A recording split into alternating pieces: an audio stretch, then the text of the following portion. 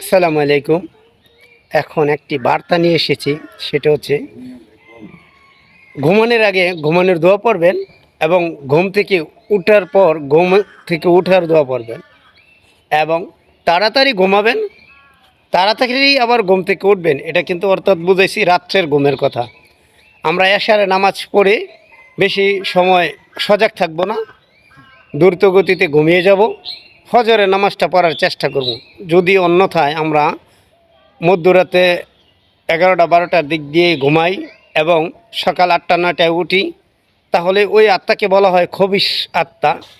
এটা আমার কথা না, আমাদের প্রিয় নবী হযরত মুহাম্মদ সাল্লাল্লাহু আলাইহি সাল্লাম বলেছেন যে ওই সকল লোক খারাপ আত্মা যাদের ঘুম ফজরের নামাজের পরে ওঠে, যারা ফজরের নামাজের পরে ঘুম থেকে ওঠে তারা খারাপ আত্মা।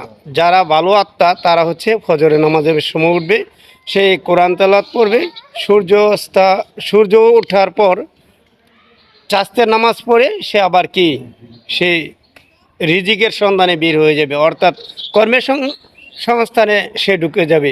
আসুন আমরা আল্লাহ রসুলকে ফলো করি, আল্লাহ রসুল যেই কথা বলেছে ওইভাবে চলার চেষ্টা করি। আমরা রাত্রটাকে সঠিকভাবে ঘুমাই, যাতে করে আমরা এই ঘুমের মাধ্যমে অন্তত আমাদের আত্মাটাকে পরিপূর্ণ করতে পারি। আল্লাহ যেন সকলকে আমল করার তৌফিক দান করেন, আমিন।